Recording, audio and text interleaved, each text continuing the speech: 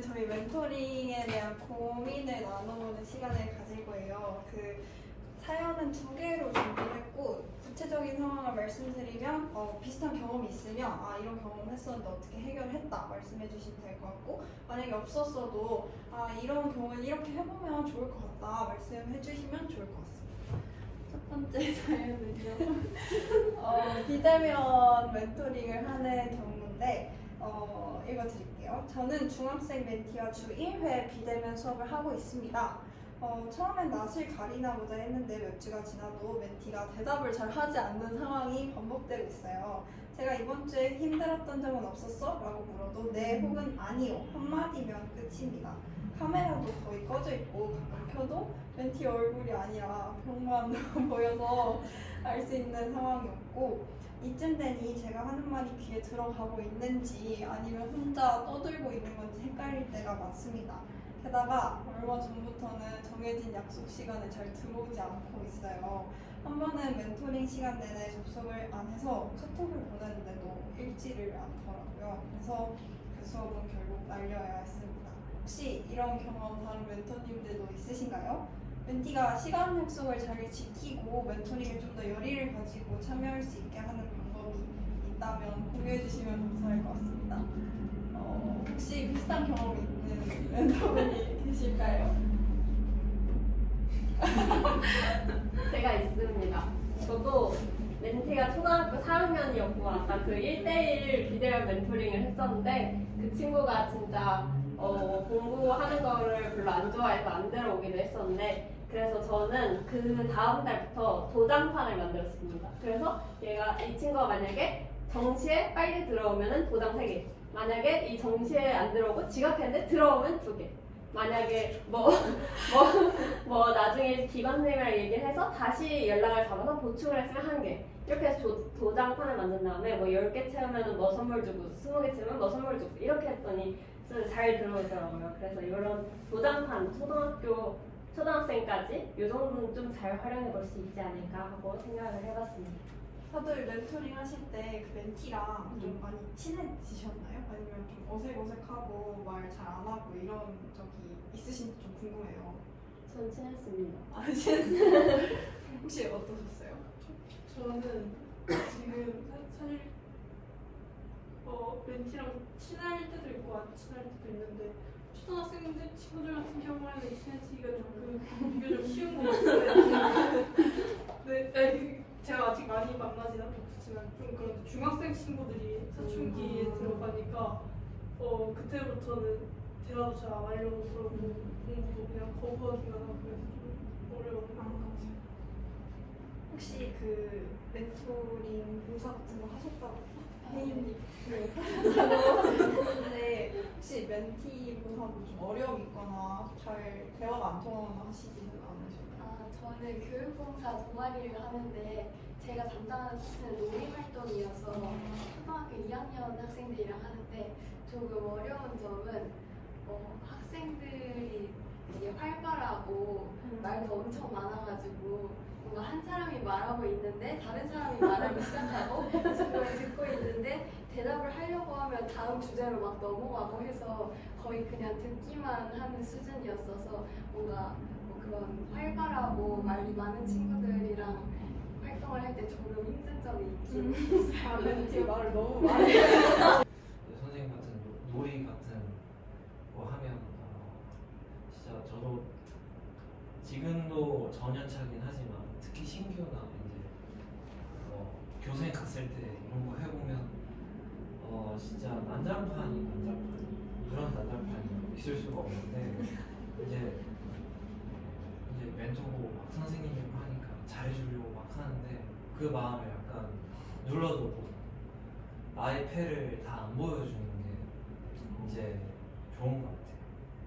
그러면 너네들도 즐거워야지 하다가 이제 서로 이제 떠드는 상황이 고통받는 학생들도 또 생기기 때문에 그런 나의 패를 다 안 보여주는 것도 좋지 않을까. 네, 그게 좀 필요하다고 생각합니다. 저도 요즘 많이 느끼고 있습니다. 나의 패를 다 안 보여준다는 게 저희도 잘 안 보여주고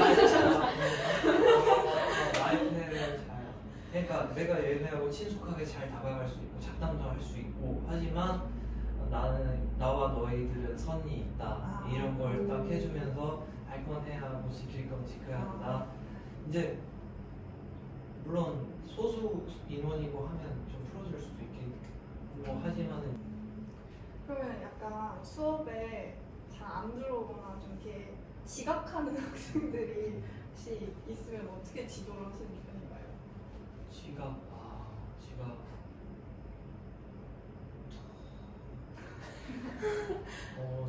저는 지각이라기보다는 특수 학생이 있어가지고 그런 경우는 너무 좀 특별한 상황이었어서 별로 예시가 될 것 같지는 않은데 초등학생 지각은 별로 안 하고 지각하면 늦잠이 거의 다고 그 늦잠의 원인은 가정에서 돌보기 별로 안 되고 그런 거가 전부였어서 아직까지는 그냥 뭐 화장실 가다 늦었어요 이런 거 따로 나가서 뭐라 하고 그게 전부인 것 같아서 초등학생들은 아직 일부러 반항한다던가 수업은 종치면 오니까 조금 저하는 상황이 다른 것 같긴 한데 그럼 혹시 비대면 멘토링 해보신 분들 계신가요? 혹시 어떤 멘토링인지? 일단 코로나 때문에 아, 몇 년 전에 이대 사회복지관에서 사실 바로 앞이었는데 기숙사라서 그 초등학생이랑 사실 초등학생이 멘토링을 비대면으로 하면 진짜 집중을 못한단 말이에요. 그래서 막 산만하고 이렇게 막 집중 30분 하면 집중 떨어지고 이렇게 해서 그냥 조금 저도 텐션을 올려서 좀 국어 같은 걸 하면 역할을 할게. 자 너가 민수하고 내가 뭐 소영이 할게 해가지고 이렇게 참여를 계속 시켜야 돼요. 이렇게 해서 뭐 역할극 같은 거 하고 계속 질문 던지고 조금 쉴까 하면서 조금 쉬고 좀 놀아주는 식으로 특히 초등학생은 집중력과 뭔가 흥미 이런 게 되게 재밌게 조금 해주는 거 그리고 좀 억텐을 올려서 해줘야 집중을 특히 비대면이면 진짜 초등학생은 집중을 못하고 특히 남자 학생들이 평균적으로 조금 더 그런 경향이 있는 것 같아요. 그냥 대답 조금 짧게 하고 그럴 때 공부가 하기 싫냐고 약간 보는 것도 괜찮아요 사실. 어때? 공부하는 게 해가지고 아니면 어떤 거에 관심이 있어 뭐 예를 들면 축구라든가 그런 거 하면은 그러면 이런 공부도 사실 축구하는데 도움이 될 수도 있으니까 뭐 이런 식으로 좀 하이라이트식 공부할 의지 이런 걸 조금 진로 상담 이런 거 한번 하고 좀 그 전에 좀 아이스 브레이킹처럼 조금 친해지는 과정은 특히 필요한 것 같아요 비대면에서. 저희가 몇 가지 미리 생각을 해봤거든요. 어떤 방안이 있을지. 그래서 저희 멘토 중에 한 분이 공유를 해주신 건데 멘토링 일주일 전에 달력에 미리 멘티랑 같이 시간을 좀 표시를 해서 정하고 그 일정을 기관이나 학부모님께 전달을 해서 멘티가 좀 잘 들어올 수 있도록 하는 방법이 효과적이었다는 말씀을 해주셨어요. 혹시 이런 해결책은 어떻게 생각하시는지 만약에 뭐 비대면 멘토링에서 비슷한 상황이 있으면 해보실 것 같으세요? 혹시 어떠신 것 같은지 저희가 저는 그 비대면 멘토링을 좀 진행했었고 학년이 높은 학년이었어요. 고등학생 아이였는데 그 시도를 해보긴 했거든요. 저는 좀 자주 계획적이라고 이야기를 했잖아요. 그래서 일주일, 5일 전, 4일 전 매일 보내고 그 당일날 오전, 오후 다 보내면서 특히 이제 그런 멘티의 경우에는 특히 이렇게 하는데 또 멘티가 아예 의지가 없다 버리면 그냥 그렇게 해도 잘 안 되더라고요. 그래서 늘 화면을 켜면은 뭔가 늘 화가 나 있는 표정이어가지고 너무 당황스럽기도 하고 내가 너무 좀 별로여서 그런가 이런 생각도 들기도 하고 하면서 막 이렇게 달래도 가고 막 했는데 그냥 너무 표정이 안 좋고 늘 저에게 말을 안 해주고 이랬어가지고 저는 사실 거의 처음으로 그 멘토링을 중단했었어요. 그래서 사실 최대한 이끌어가고 최대한 노력을 하는 것도 맞긴 하지만 또 그 과정에서 정말 계속 조절이 안 되고 하는 경우에는 너무 근데 제가 그 시간도 너무 힘들었었거든요. 내가 어떤 문제가 있어서 그런 걸까. 근데 좀 너무 내 잘못이라고 생각을 하지 않는 것도 좀 중요할 것, 자존감이 있어서 중요할 것 같다는 생각이 들어서 혹시 비슷한 그런 경험이 있으신데 너무 막 나를 막 이렇게 푸시하기보다는 조금 더 그렇게 생각을 해주시면 좋을 것 같다는 생각을 합니다. 두 번째는 대면 멘토링에 있는 그런 사연인데요. 안녕하세요. 저는 이번에 처음으로 멘토링을 시작한 새내기 멘토입니다. 사실 누군가를 가르쳐보는 건 이번이 처음이라 매번 수업 전날부터 심장이 두근거리고 긴장이 너무 됩니다. 자료를 준비하는 것도 어렵지만 그걸 더 숙지해서 자연스럽게 설명하는 건 더 어렵더라고요. 다 정리했다고 생각해도 막상 말하려고 하면 자꾸 버벅이고요.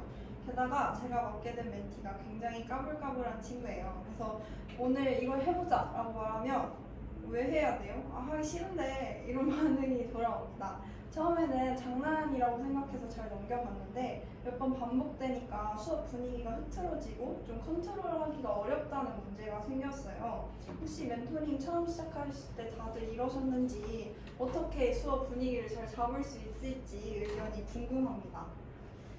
혹시 제가 지금 다솜방에서 제가 가를 때마다 만난 친구가 좀 그런 친구인데요.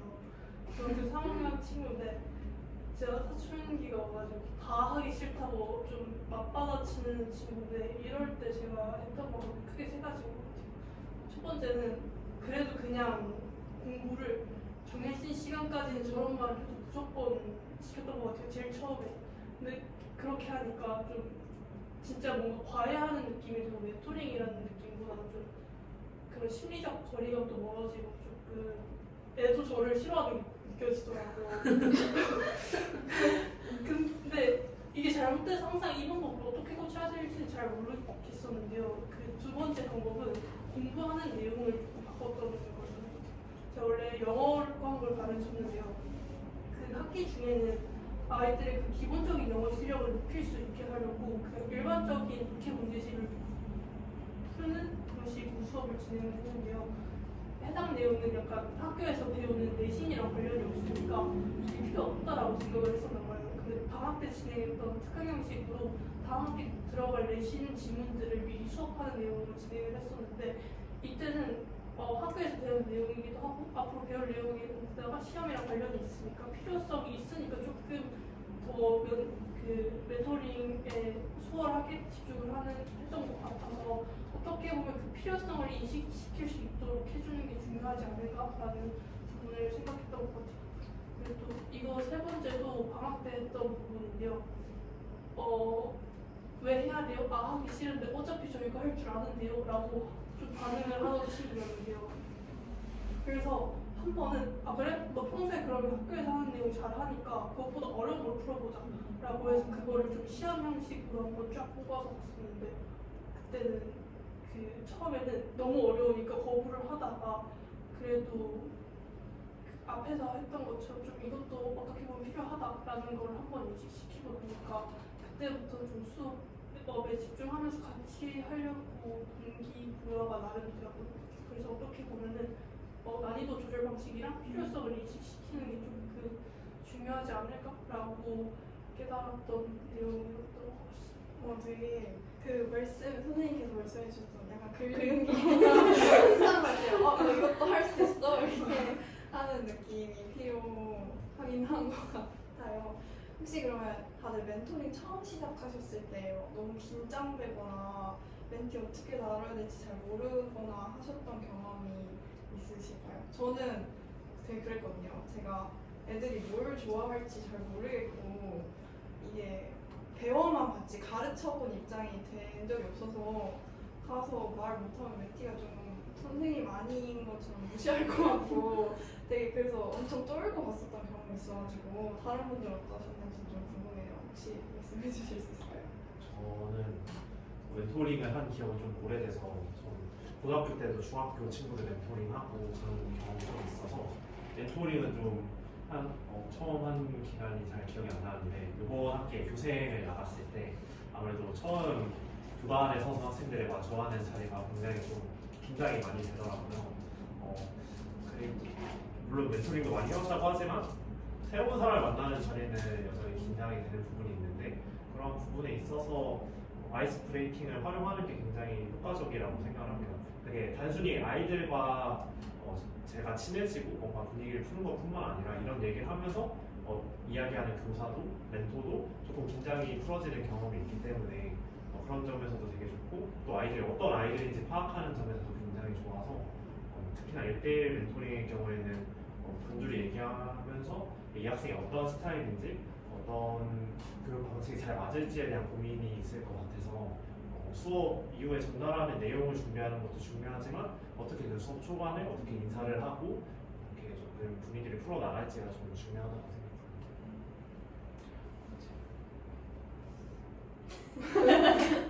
혹시 민지님은 뭔가 그 비슷한 걱정을 해보신 적 있나요? 그러니까 어떻게 말을 하면 좋을지, 어떻게 멘티랑 어떻게 친해지면 좋을지 이런 걱정을 해보신 적 있는지 궁금해요.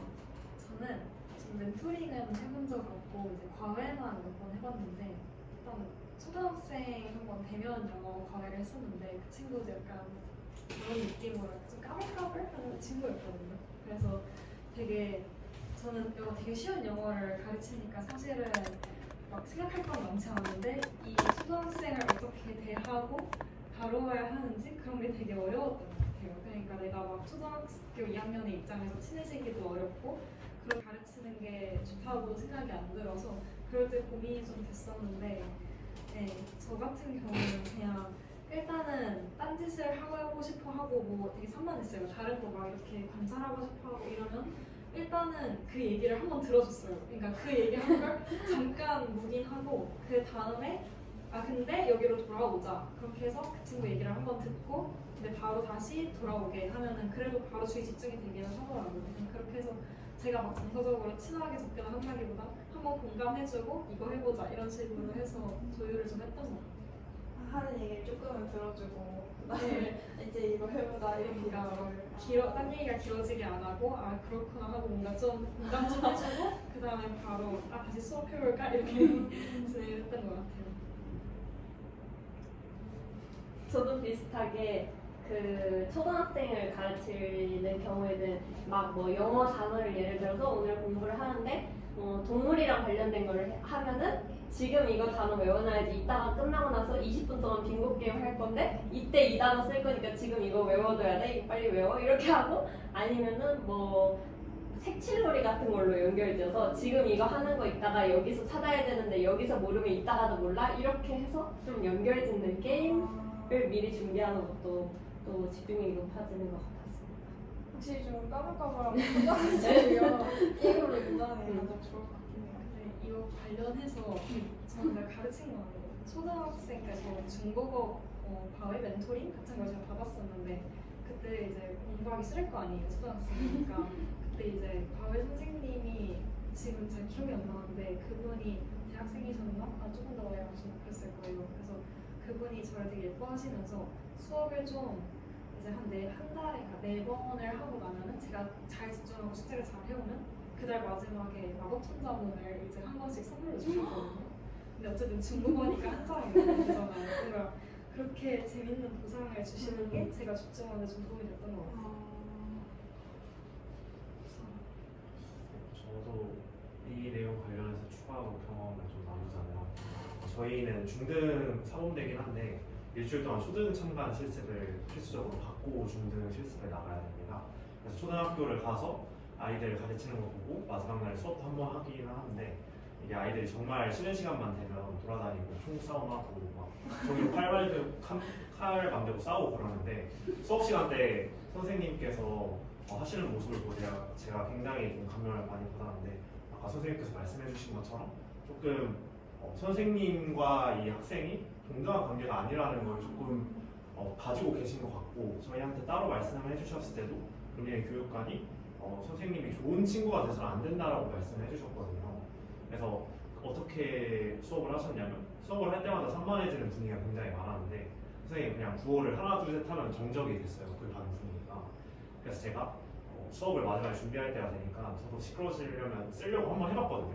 근데 안 되더라고요. 그래서 뭔가 이게 만약에 멘토와 선생님이 그렇게 비슷하다고 생각을 했을 때 특히나 학습 목적이 있으면 어느 정도의 그런 권위가 있는 것도 중요하고 거리감이 있는 것도 중요한 것 같고 저와 그때 선생님을 비교하자면 그냥 단순히 똑같은 행동을 하는 게 아니라 학생들과 본인이 처음에 어떤 관계를 맺는지가 더 중요한 것 같다는 생각이 들었습니다. 처음에 그 분위기를 잡는 게 제일 중요하게 저는 처음에 갔을 때는 고생 선생님이라서 그냥 애들 총싸움하면 어떤 총이냐 물어봤을 같이 놀아주고 했었는데 그러다 보니까 애들이 너무 친구 같은 사람으로 생각을 했었나. 이게 그리고 대학생 멘토링은 사실 딱 봐도 조금 어려워 보이잖아요, 멘토가. 그래서 학생들이 좀 더 혼동하는 것도 있는 것 같아요. 완전 선생님이라고 보기도 조금 애매하고 또 그렇다고 완전 동료면은 또 아니니까 그 사이에서 오는 애매함이 또 관계를 지속하는데 약간의 좀 어려움이 있는 것 같습니다. 그 아까 혹시 손 드셨었나요? 죄송해요. 저희 그러면 저희가 미리 생각해본 방법이 있었는데 이건 제가 아는 어떤 글쓰기 선생님께 들었던 방법이에요. 그 이제 초등학생 멘티들 같은 경우에는 좀 이게 글을 쓰는 거에 되게 어려움을 많이 겪고 이걸 이렇게 집중하는 게 어렵다 보니까 의자에 일단 앉으려고부터 안 하는 경우가 굉장히 많대요. 그래서 얘를 앉혀서 글을 쓰게 하려면 의자부터 고르게 하는 그렇게 유도를 하시더라고요. 그래서 이렇게 생긴 의자가 있고 원형 의자가 있으면 이 둘 중에 어디 앉아서 써볼래? 땡땡이가 골라. 이렇게 해서 의자에 앉는 것부터 집중을 시키면 글쓰기를 그냥 괜히 하기 싫어했던 것도 좀 이걸 고르면서 해소가 돼서 어떻게 꾸역꾸역 쓰게 된다거나 아니면 뭐 연필 같은 것도 이렇게 뭐 빨간색 연필 있고 노란색 연필 있어. 어떤 걸로 써볼래? 라고 하면 거기에 집중을 해서 막상 하기 싫었던 것도 하게 되는 그런 효과가 있다고 하더라고요.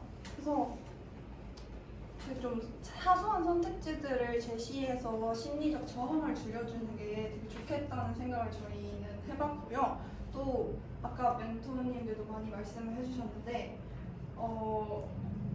너무 가르치는 거에 대한 어려움, 이제 가르친다고 거창하게 생각하는 것보다 조금 더 멘티가 친해진다고 생각을 하고 접근을 하면 이렇게 해결을 해볼 수 있지 않을까라는 생각을 저희는 해봤습니다. 그래서 만약에 그 멘토님들이 지금 다시 이렇게 대면 멘토링을 한다면 이런 방법을 써볼 것 같은지 저희가 생각했던 방안에 대해서 자유롭게 말씀해 주시면 더 좋을 것 같아요. 효과적일 것 같나요? 아니면 솔직하게 좀 별로일 것 같다고 말씀해 주셔도 괜찮습니다.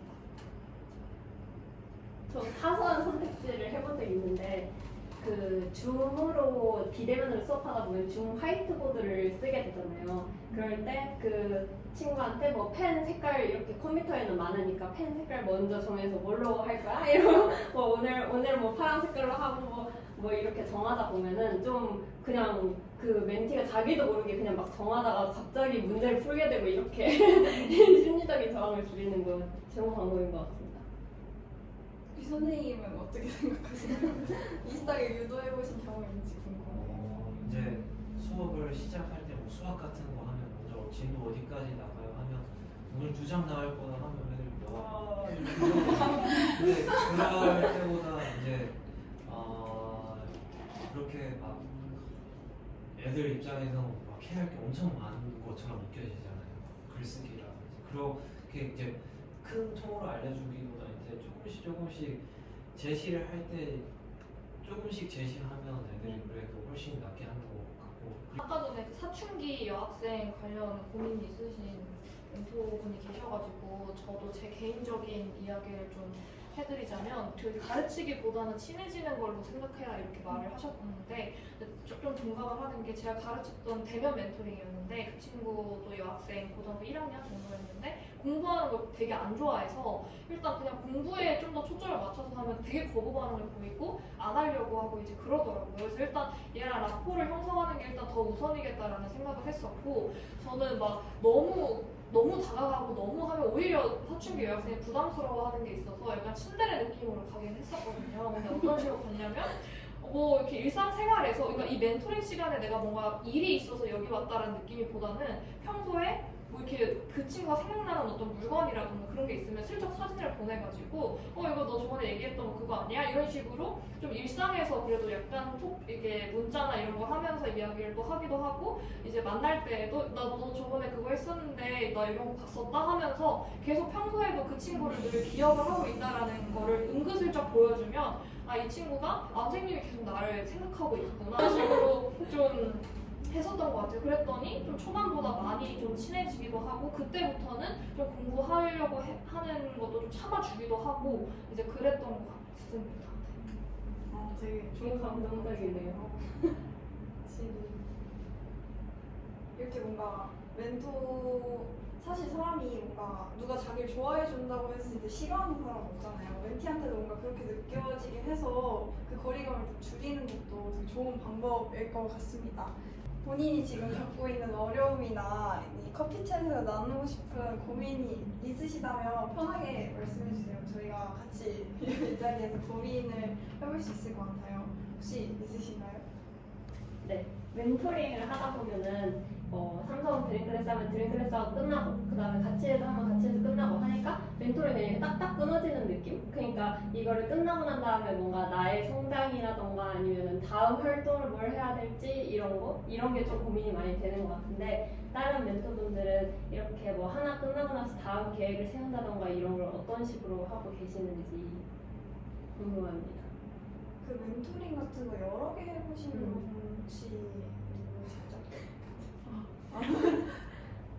그 어떤 네, 일단 교육공사 때문에 한 1년 반 정도 지역 아동 기관 가서 학습 지원 멘토링도 해봤고 아까 말씀드렸던 그 방학 때 집중적으로 하는 드림 캠프도 하고 있고 지금 좀 사교육 멘토링이긴 한데 또 학습 코칭 관련해서 멘토링을 진행하고 있습니다. 근데 저는 뭔가 멘토링 같은 거를 꾸준히 지속해야겠다라는 그런 사명감을 가지고 하는 사람이 아니고 이거 봤을 때 좀 재밌어 보이는데 하는 기간으로 그런 생각이 있으면 조금 지원하는 편이고 맨날 그 멘토링 끝나는 기간 될 때마다 특히나 학습보다는 정서 지원 쪽으로 가면 아이들과 정말 정도 많이 쌓이고 막 아이들 울면서 막 쌤 가지 마요 하고 그러는데 그래도 여러 번 경험하다 보니까 조금은 익숙해진 것 같아요.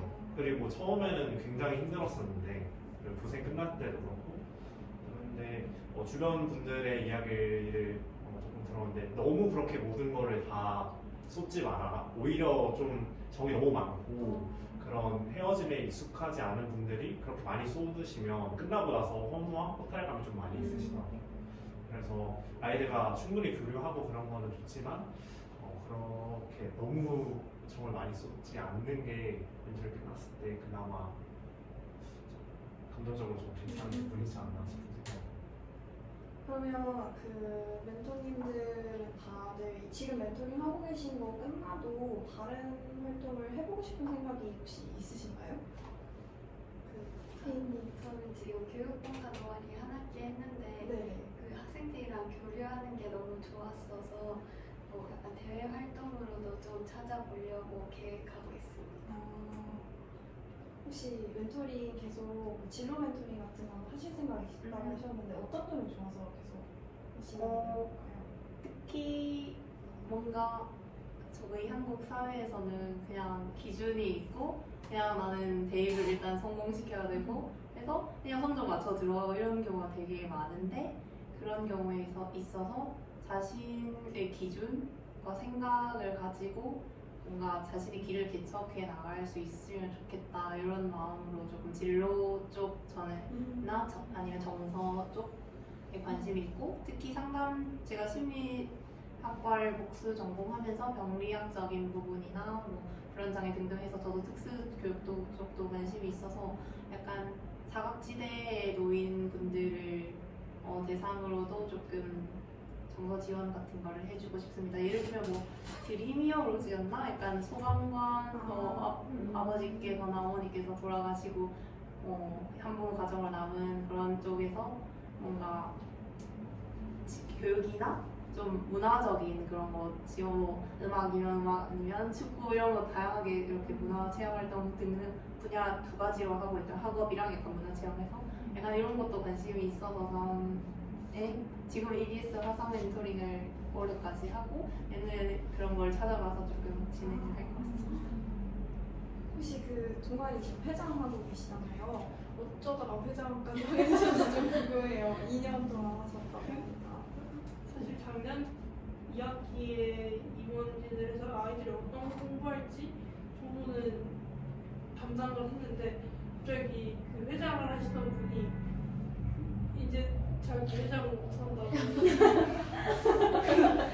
임원진들끼리 돌리다가 그 두 분 다 이제 막 3학년 되시고 또 나이도 있으시고 그러셔서 바빠지신다고 1학년이었던 제가 돌리다가 막 하고 네.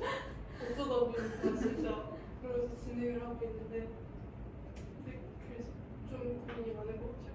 사실 그 중에 하나가 요새 전반적으로 봤을 때 애들이 저희가 약간 센터 형식으로 아이들이 저희 공부방에 방문하는 형식으로 진행되는 프로그램이고요. 근데 아이들이 오다 보니까 그냥 여기 온다는 것 자체가 어떤 하나의 낙인 효과처럼 애들한테 좀 상처가 될 수 있다는 경험을 좀 엉망하는 것 같아서 그런 멘토링 프로그램을 할 때 어떻게 하면 애들이 좀 덜 속상할 수 있을지 그런 조금 부정적인 감정이라든지 위축되는 감정을 좀 해소할 수 있는 방법이 없을까라는 고민을 요새 하는 것 같습니다.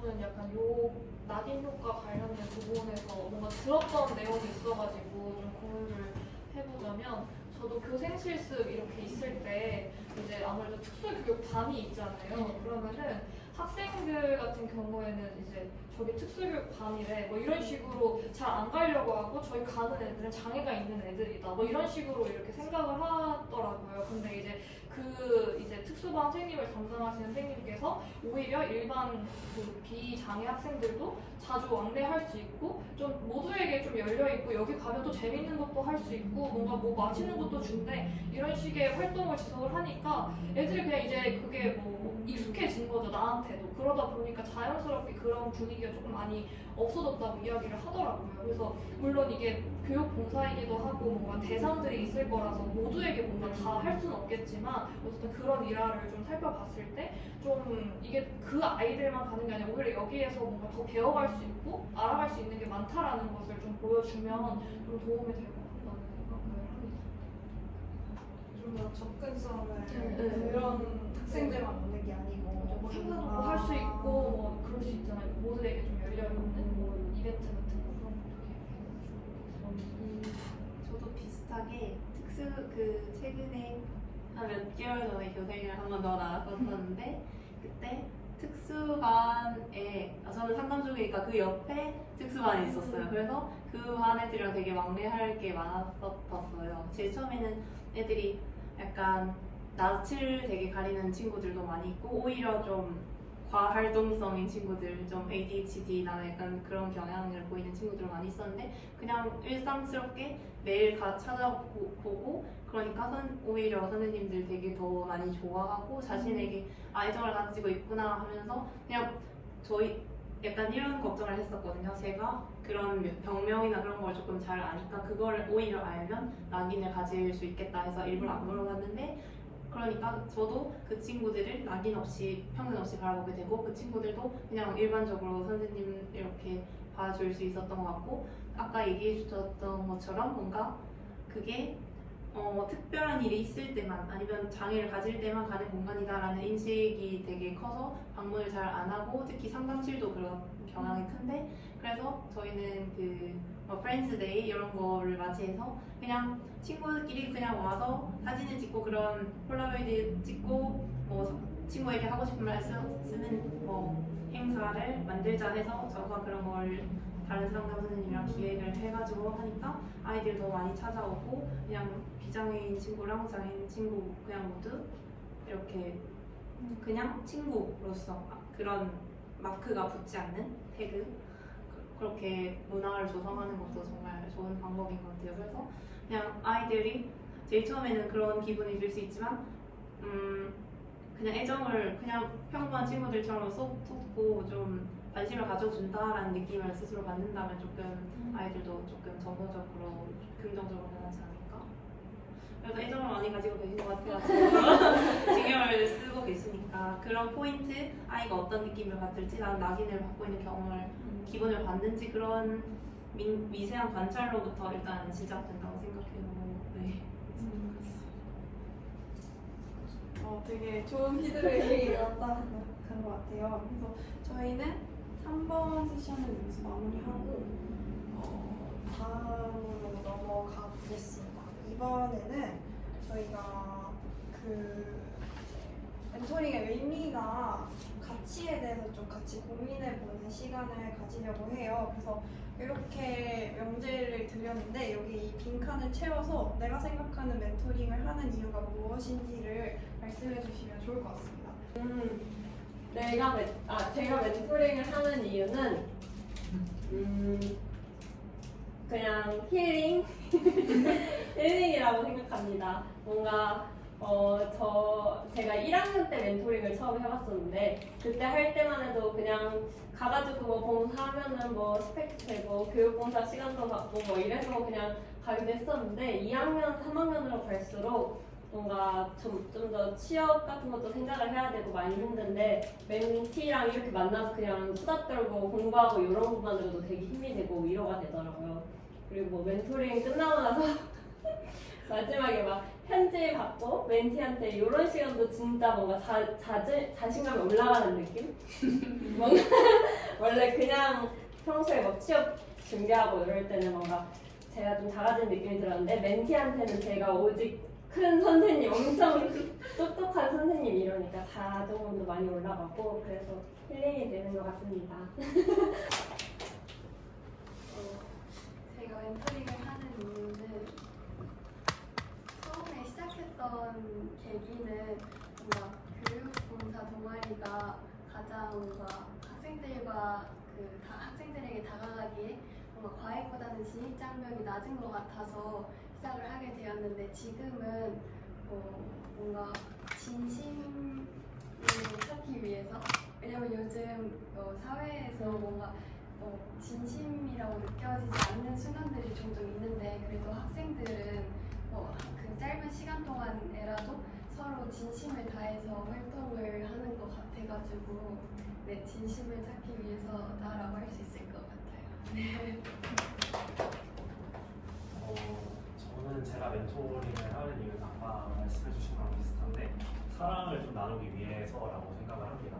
특히 저는 멘토링을 할 때마다 좀 중고등학교에 있는 멘티 친구들을 보면 그 시절에 제가 많이 떠오르거든요.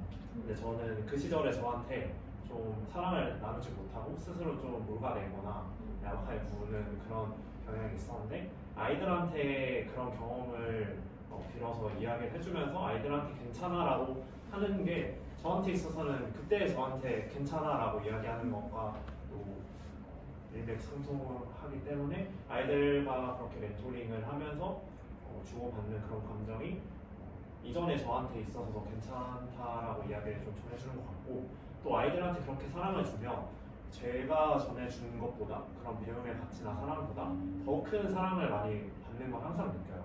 교생에 나가거나 멘토링에 나가거나 아이들과 그런 교육적인 현장에서 마주칠 때. 그래서 제가 1차적으로 멘토링을 하는 이유는 저의 사랑을 나눠주기 위함인데 이걸 하다 보면 그 없는 과정에 있어서 결과적으로는 더 큰 사랑을 많이 받는 것 같아서 꾸준히 멘토링을 하는 것 같습니다.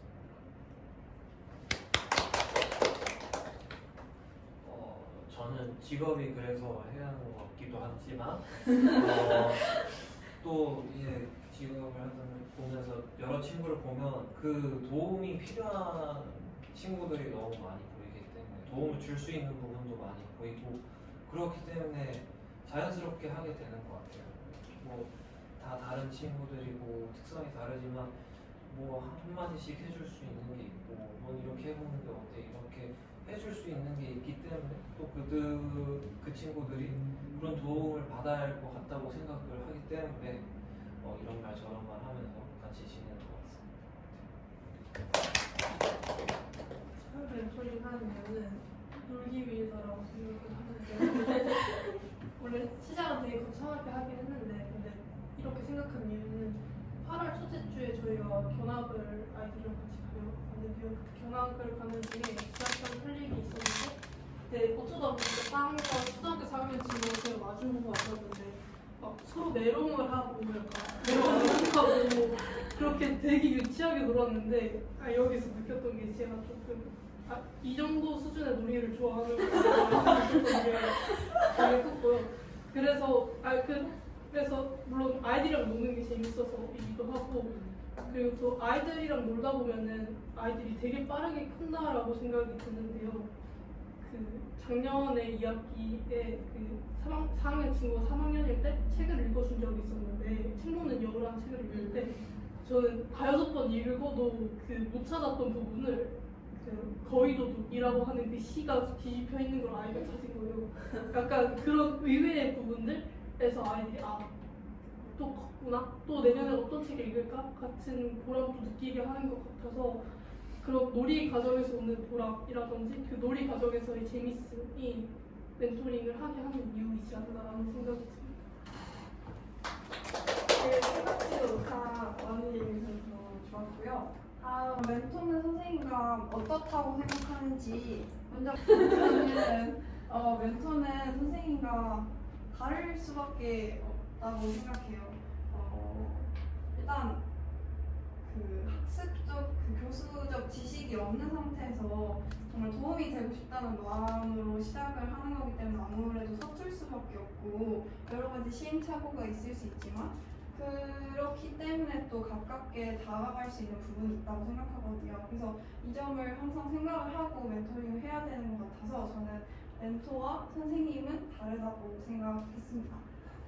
저는 멘토는 선생님에게 배운다, 과하지만 배운다라고 생각을 하는데요. 멘토가 뭔가 좀 외로울 것 같기도 하고 내가 이 멘티에게 모든 걸 다 전달을 해줘야 된다고 생각을 해서 부담을 느끼지만 또 기관이나 아니면은 기업 같은 데 보면은 이렇게 배정되신 분들이 있으니까는 저는 그래서 그럴 때 도움을 진짜 많이 받았었거든요. 멘티랑 고민이 있을 때. 그래서 멘토라고 다 자기가 해야 된다고 생각하지 말고 좀 주변한테 배우고 그런 배움의 자세?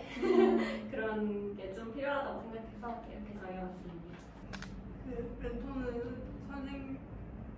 선생님과 약간 예비 부모이다라고 생각을 했었는데요. 그 이유는 요새 느끼는 멘토링이 어떻게 미래에 영향을 미칠 수 있을지 생각하면서 좀 생각하게 된 것 같아요. 여기서 선생님이라고 생각했던 거는 뭔가 가르친다는 거에 집중하는 의미였던 것 같고요. 뭔가 예비 부모라는 의미는 그 아이들과 지내는 시간 자체가 나중에 물론 부모가 안 될 수도 있겠지만 부모가 됐을 때 조금 더 괜찮은 부모로 작용할 수 있도록 돕지 않을까라는 생각이 요새 문득 드는 것 같습니다. 저는 멘토는 선생님과 다를 바 없다라고 생각합니다. 왜냐하면 저도 교대를 나오고 이런 절차 시험도 보고 해서 선생님이 됐지만 마음가짐이나 이런 거에 따라서는 또 멘토나 선생님이나 그 멘티에 대한 큰 변화를 이끌어낼 수 있는 사람이고 또 제가 초등학교에 있기 때문에 또 요즘 사교육도 많이 하고 해서 선생님이 물론 공부도 알려주긴 하지만 선생님이 애들하고 같이 지내는 시간이 중요하다고 생각하거든요. 근데 멘토도 오히려 그 거리감이 훨씬 더 가깝기 때문에 그 나이의 간격도 있고 친밀감도 있기 때문에 뭔가 자신감 있게 해도 되지 않나 싶습니다. 네, 저 처음에 말씀해 주신 거랑 비슷한데 다르긴 다른데 제 기준에 한 15도 정도라고 다르다 생각하는데 교육학을 배우다 보면 교사는 부모와 자식은 수직적 관계고 친구와 학생들은 동등한 관계인데 교사는 그 중간 사이에 조력자와 동반자 위치라고 했던 거를 배웠는데 그래서 임의로 한 수직적 관계 90도, 친구 관계 0도라고 했을 때 교사 한 45도 있으면 멘토는 한 30도 정도라고 생각을 합니다. 아무래도 선생님이랑은 조금 다르게 수학적 지식이 그렇게까지 있진 않더라도 아이들을 사랑하는 마음만 있으면 충분히 다가갈 수 있기 때문에 그런 뭔가 자신에 대한 지식적인 부분에서의 걱정이나 그런 측면을 조금 덜 할 수 있기 때문에 그래도 조금 교사랑 친구 관계에서 이 사이에 있는 존재이지 않나 싶어서 그렇게 답변드리고 싶습니다. 근데 국어교육과 수학교육과 말씀을 저는 멘토는 선생님보다 조금 더 가깝다라고 생각합니다. 왜냐면 아까 말씀해주신 것 중에 그 멘토들은 대부분 대학생들이어서 학생들이 약간 뭔가 애매하게 느낀다 이런 말씀이 있었는데 그 부분이 약간 학생들이 헷갈리는 부분일 수도 있지만 뭔가 오히려 더 그렇게 자기 자신의 나이와 비슷한 사람들이랑 소통하면서 더 통하는 부분도 있고 그리고 뭐 요즘 아이들이 얘기하는 뭐 밈 같은 거 그런 것도 막 서로 다 알면서 더 가까운 심리적 거리감을 유지할 수 있기 때문에 멘토는 선생님보다는 조금 더 가깝다라고 생각합니다. 저는 멘토는 선생님과 교집합이 있다라고 하겠습니다. 그러니까 처음에 제가 멘토 선생님과 다르지 않습니까? 이렇게 얘기를 했었던 것 같은데 현재 교사에 계신 분은 다를 바가 없다고 말씀해 주시고 또 이제 얘기를 들으면서 했던 생각들이 선생님은 물론 지식적인 부분을 전달하는 게 너무 중요하고 멘토는 좀 더 정서적인 부분을 다루는 것 같기는 하지만 그래도 결국 아이들의 성장을 응원하고 뭔가 같이 나아간다, 뭔가 응원한다 그 마음 자체가 개인이 가지는 마음 자체가 같은 것 같아서 그런 면에 있어서 공통적인 부분이 되게 크지 않나 그런 생각이 듭니다.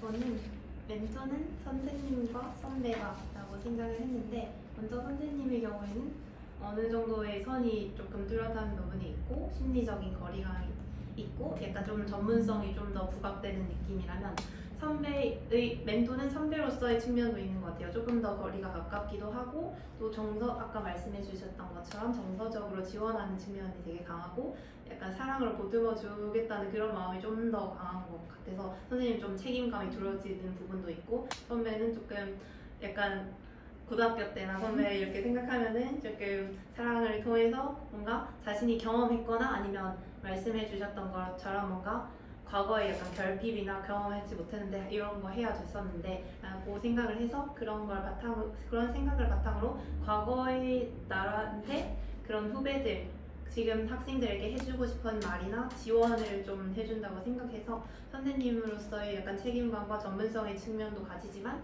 선배로서의 그런 정서적인 것과 더불어 뭔가 조언을 더 해주는 측면이 함께 공존한다고 생각했습니다.